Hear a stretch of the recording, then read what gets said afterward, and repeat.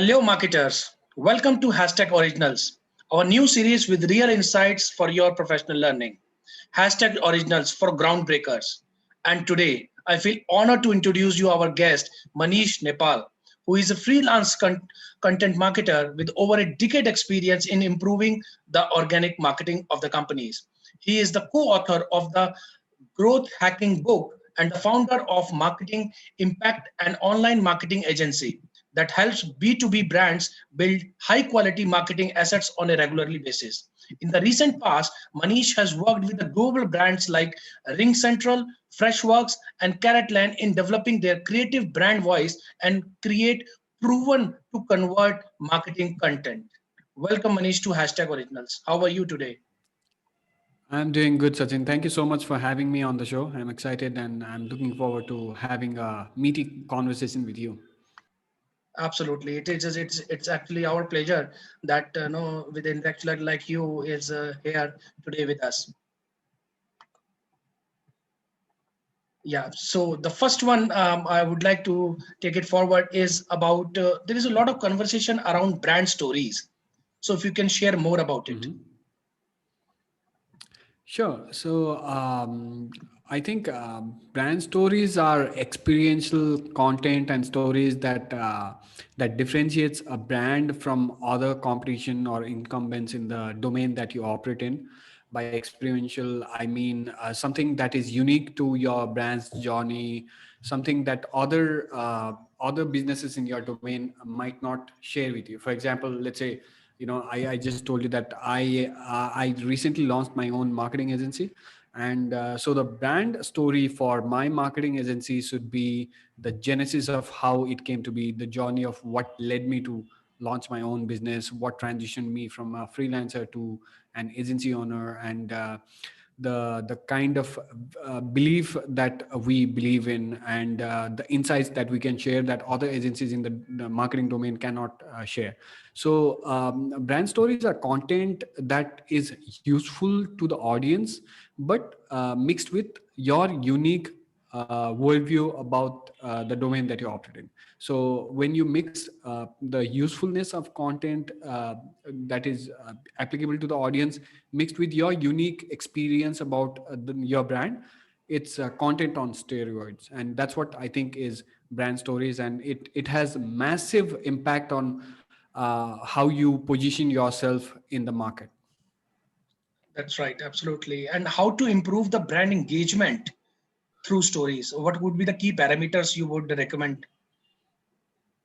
Right. So it's widely talked about, and it's somewhat become a cliche because people do lip service to it. But what you should be doing is you should provide as much value as possible to your audience. You should understand what are the burning issues among your audience, what's keeping them awake at night, and what's bothering them every day. Once you figure out those things, if you can answer those problems for your audience, if you can provide value to them on a consistent basis, on a regular basis, I think that's where engagement happens naturally. And content wise, those are the kind of holes that you should be plugging. That's what will make you stand out among your competition. Platform wise, social media by definition is a place where you should be hanging out with your customers, your ideal customers, your existing and prospective customers, right? And that's where you should be connecting with them, engaging with them, trying to hook them, trying to position your brand as a certain business that will help your audience solve their problem.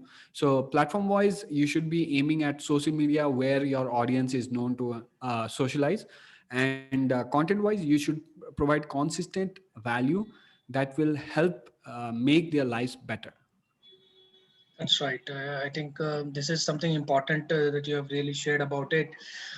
Further taking the conversation forward, digital era has arrived. I think COVID has pushed it hard to all of us, and content marketing is taking the shape.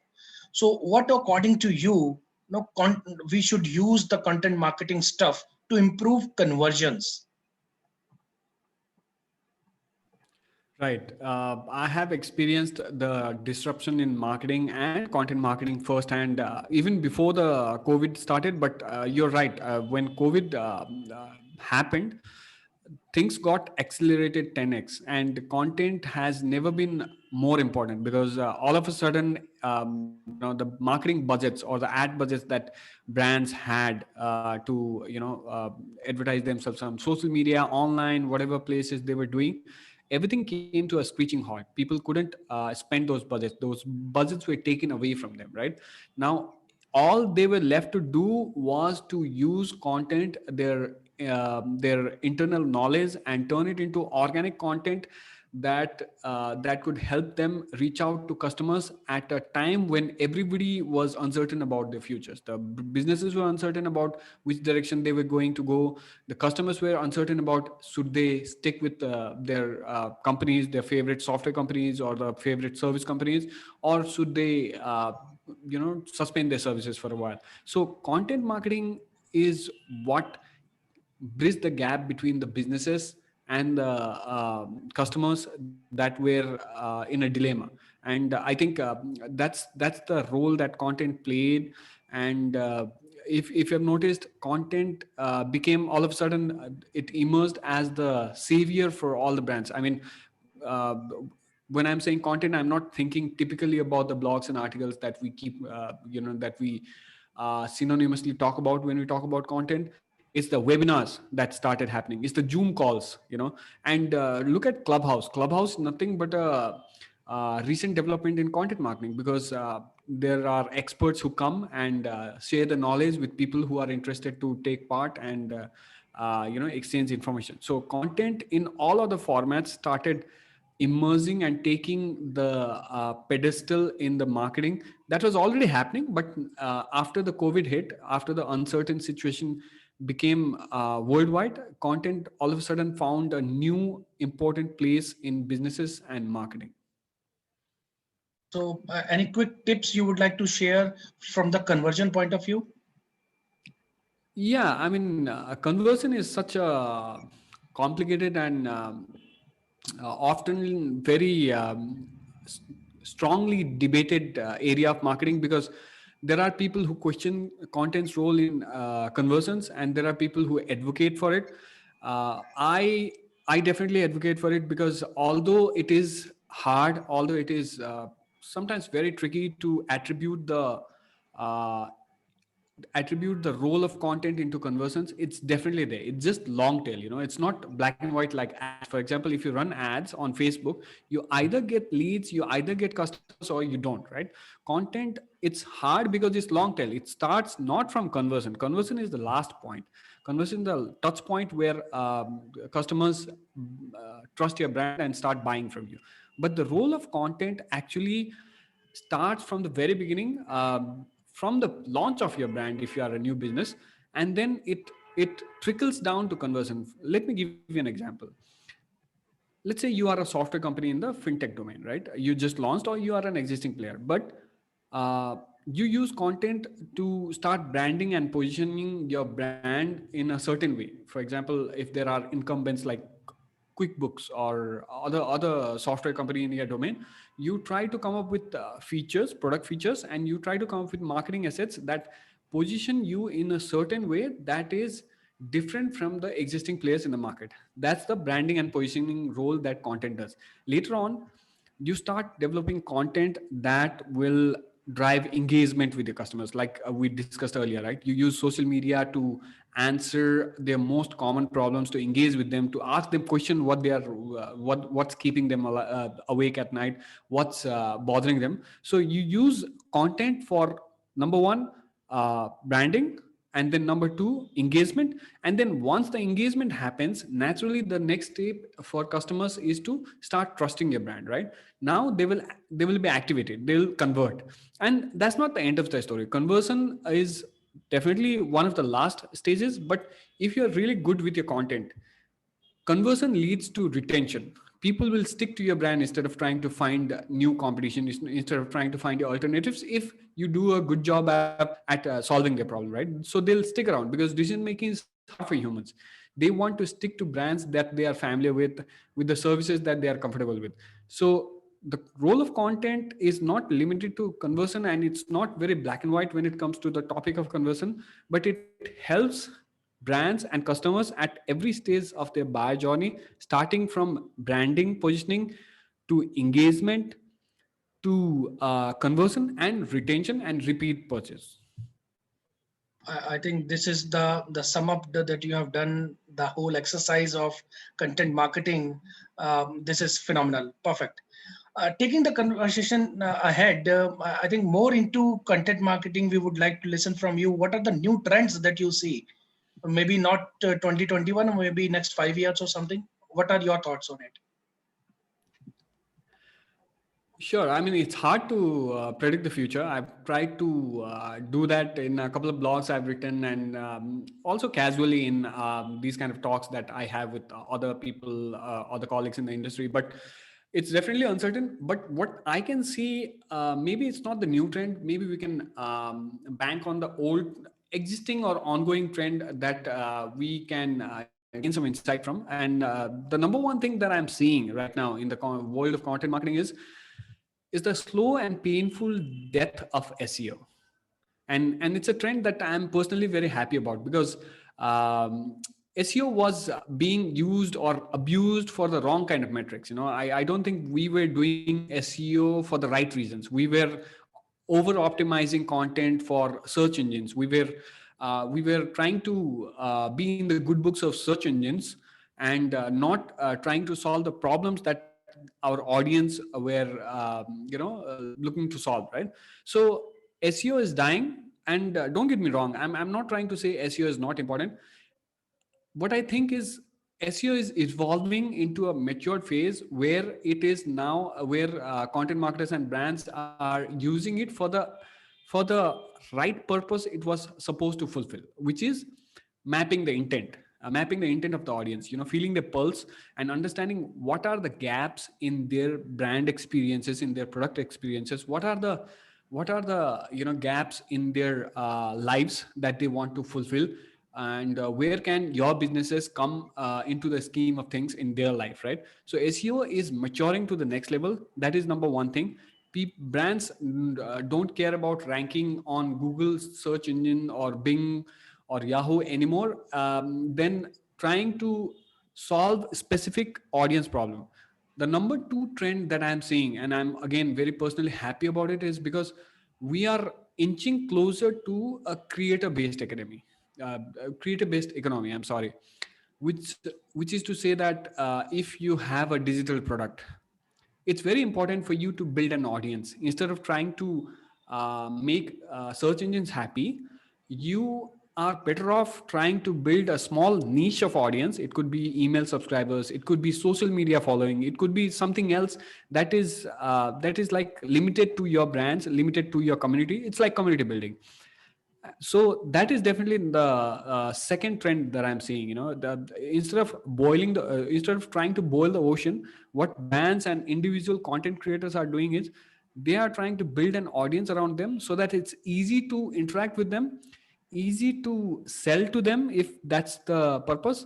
And it's also a filtering mechanism for brands and content creators to uh, not engage with people or audience that are not that don't fit their that are not compatible with them.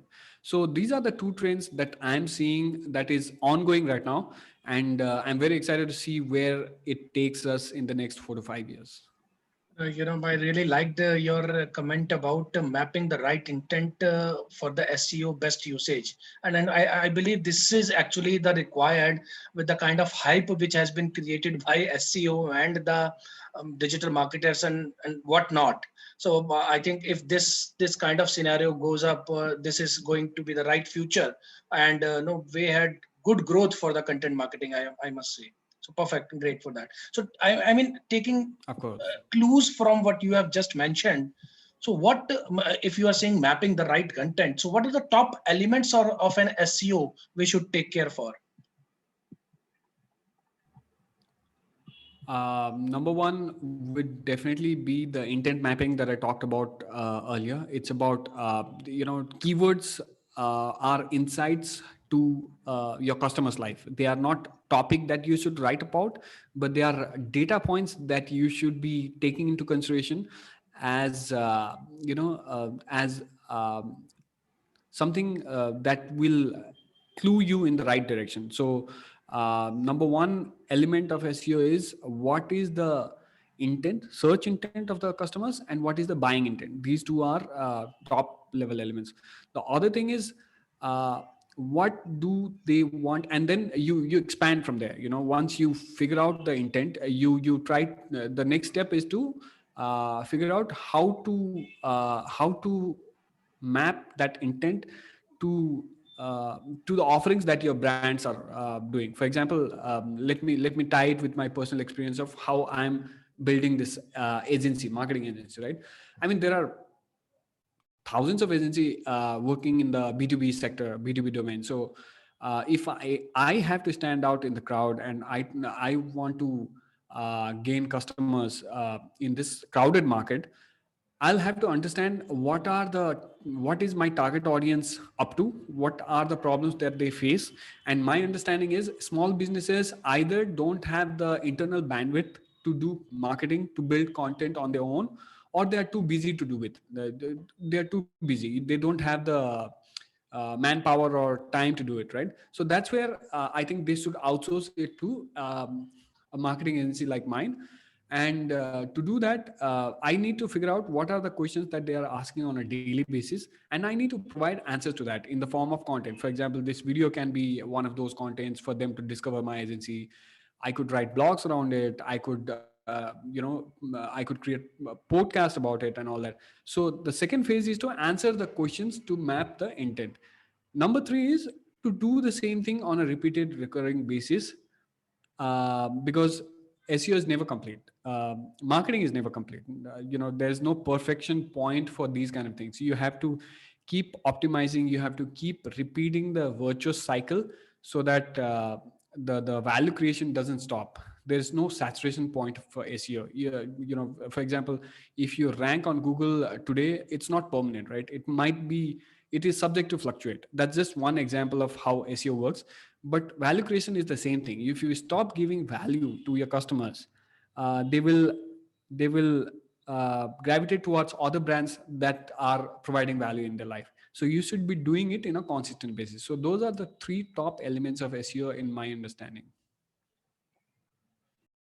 Quite detailed explanation, and I'm sure is going to help us, the community members, and all those who would be watching this show further.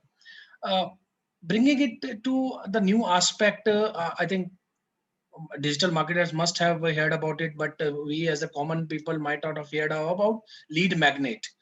So how a lead magnet works, what all needs to be taken care for, and it helps correctly for to attain the right objective.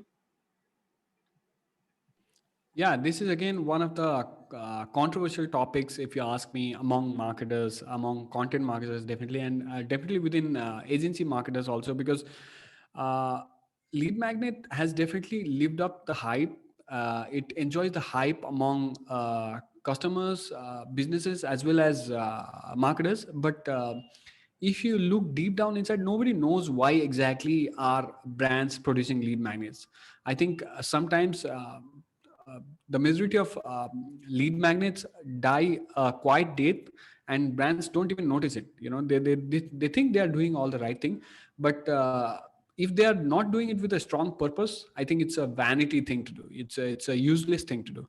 So if you ask me, what what kind of lead magnets should you produce, and should brands produce lead magnets or not? Yes, definitely, there's no doubt about it. But the next question that they should be asking to themselves is, if you are about to create a lead magnet, a content that you can get behind a subscription wall or paywall, you should be asking primarily three easy questions, simple questions.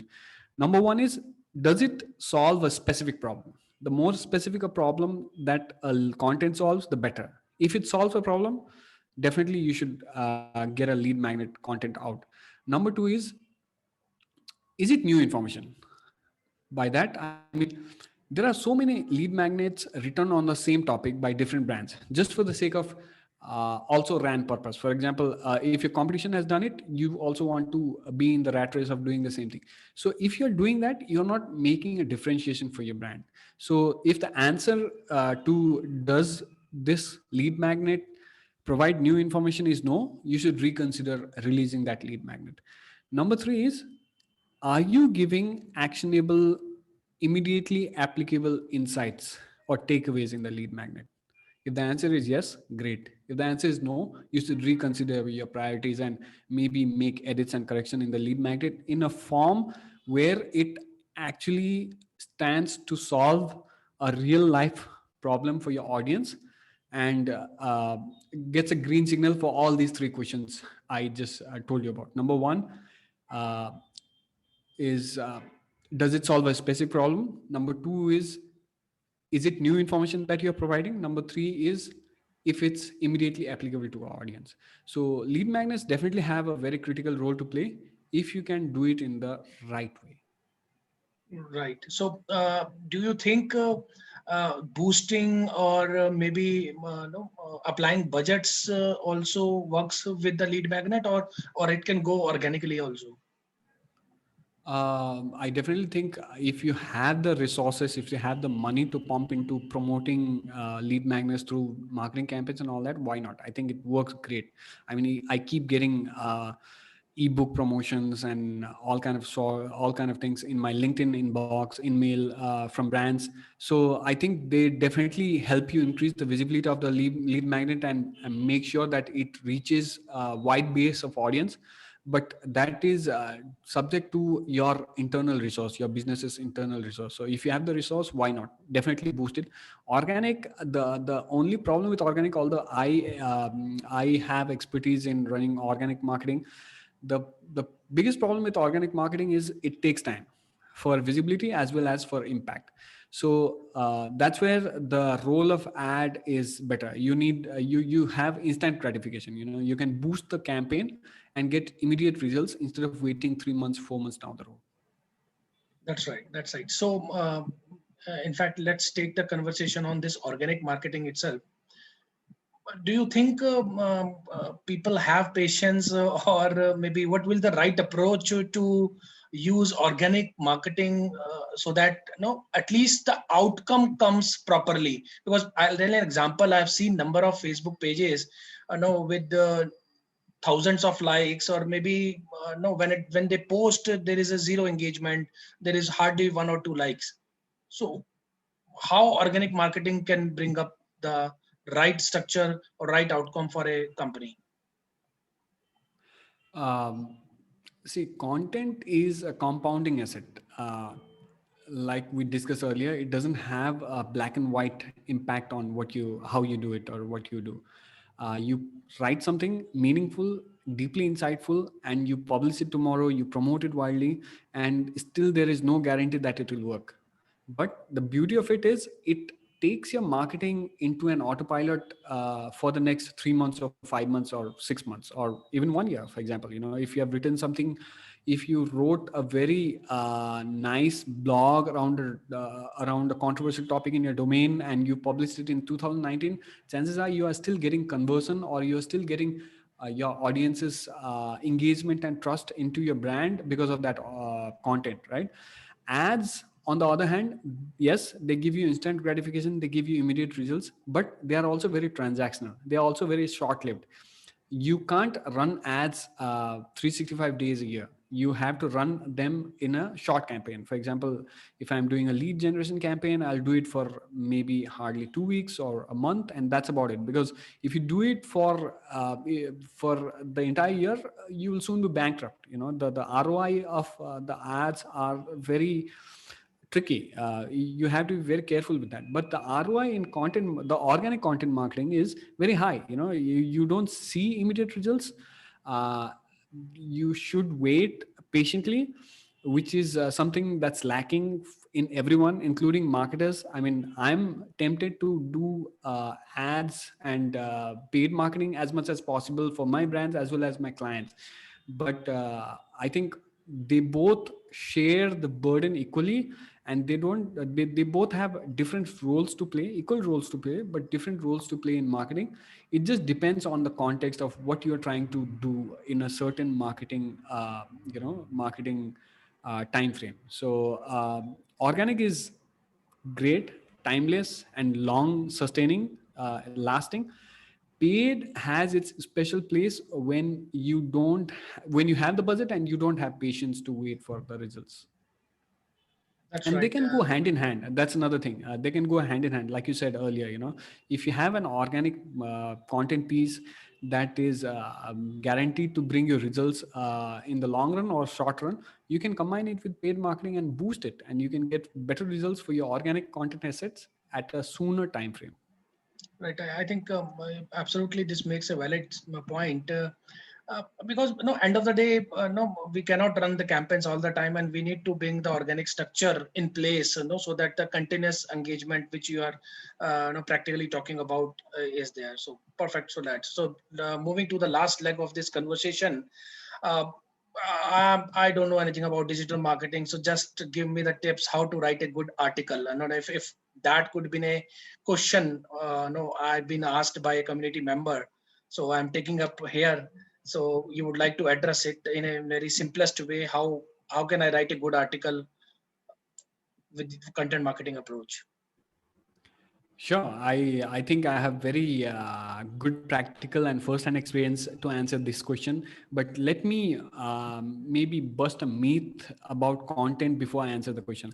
When we say content, like we discussed earlier, also content somehow has gotten the impression that it is synonymous with blogs or articles. That's not necessarily true. I think content is video. The thing that we are recording right now, the interview that we are recording right now, is a content. It's nothing but visual and audio format of content. Podcasts are audio format of content. Infographics are visual plus text. So we should not limit our understanding of content just into writing articles and blogs. Definitely, they I think make up for 80% of the content that we consume as customers and brands produce. But the simple hack to get around writing, creating, producing great content, in my opinion and first-hand experience, is, see, everybody has different styles of expressing themselves. Uh, Writing great articles comes with practice. It's not rocket science that some people are born with. It comes with practice. If you are persistent enough, it'll come to you. But if you are in a hurry, or if you are not interested, or you have some other reasons to not do it, there are a couple of ways to get around it. For example, if you are good with speaking, if you are good at talking about a topic, then you should maybe record yourself talking about it with someone else, like we are doing right now, or by yourself. That's number one thing. And I've done it in previous workplaces where I worked at, where I didn't know, I was not the expert of the product that I was marketing. So what I did was, I found someone from the engineering team, for example, or I found someone from the product team who was more passionate about the topic than me. And we sat down over coffee. I asked their permission to record the interview, a casual interview. It was not even a formalized interview like this. And I asked the permission to record them on my mobile phone, and I transcribed that article and passed it on as our brand's blog.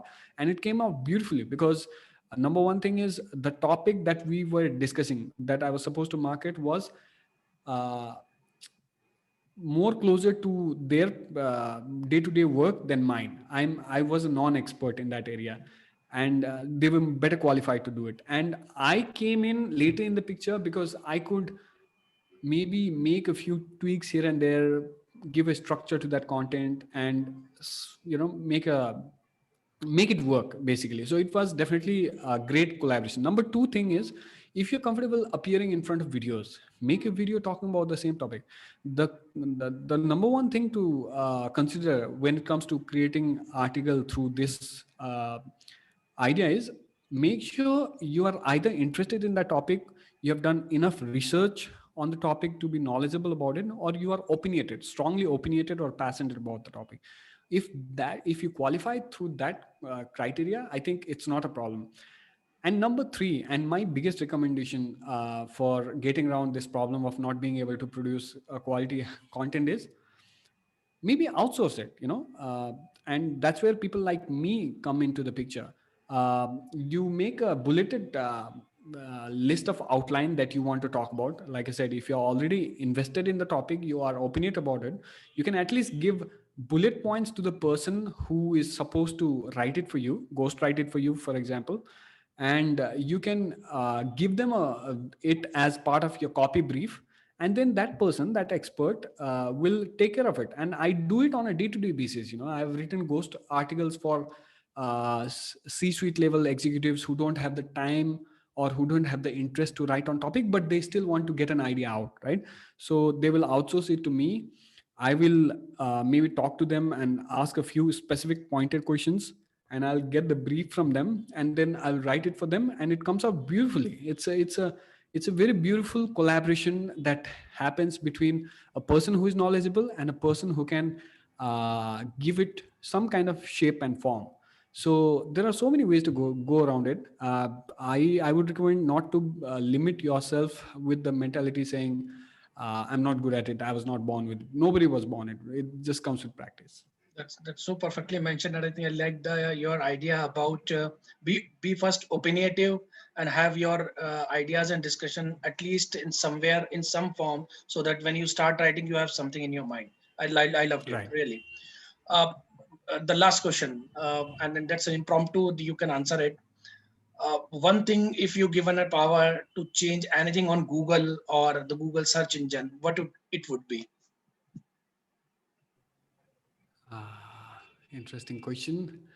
Uh, I have problem finding the right kind of image in Google. So maybe I would change the image search, because I don't think Google is a very good tool to research, to curate content and all that.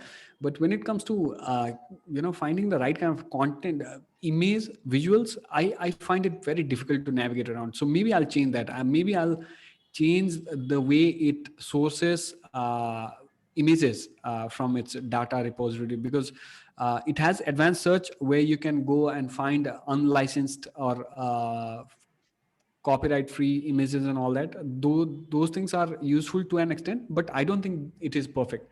So if I had the power to change Google's algorithm or Google's way of finding images for the right kind of keywords that we are looking for, I would change its ability to find the right kind of image.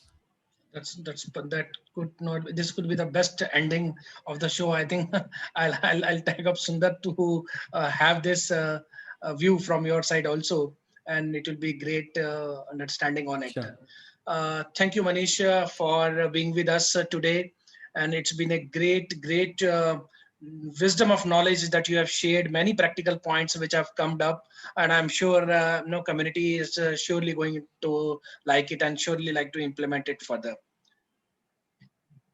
My pleasure, Sachin. It was such a great experience coming to the show and discussing these topics. I think we had a great conversation. We covered a lot of topics, and all the best with whatever you're doing with the Marketing Soul. I think the community is great. I'm looking forward to be an active participant in the community, and looking forward to what do you have next in the community.